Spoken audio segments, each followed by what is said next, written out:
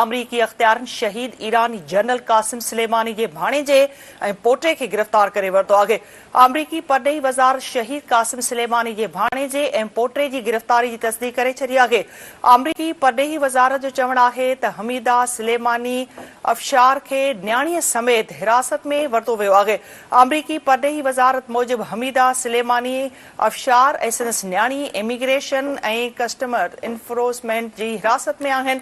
अवां सां ख़बर नाज़रीन शेयर कयूं पिया। अमरीकी अख़्तियारनि शहीद ईरानी जनरल कासिम सुलेमानी जी भाणेजी ऐं पोटीअ खे गिरफ़्तार करे वरितो आहे। ही अहम ख़बर अवां सां शेयर कयूं पिया। अमरीकी अख़्तियारनि शहीद ईरानी जनरल कासिम सुलेमानी जी भाणेजी ऐं पोटीअ खे गिरफ़्तार करे वरितो आहे। अमरीकी परॾेही वज़ारत शहीद कासिम सुलेमानी जी भाणेजी ऐं पोटीअ जी गिरफ़्तारी जी तस्दीक़ करे छॾी आहे।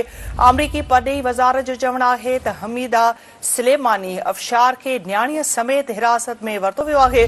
अमरीकी परॾेही वज़ारत मूजिबि हमीदा सुलेमानी अफ़शार संदसि न्याणी इमिग्रेशन ऐं कस्टमर्स इन्फोर्समेंट जी हिरासत में आहिनि। अहम ख़बर खां अवांखे अपडेट कयूं पिया। अमरीकी अख़्तियारनि शहीद ईरानी जनरल कासिम सुलेमानी जी भाणेजी ऐं पोटी खे गिरफ़्तार करे वरितो आहे।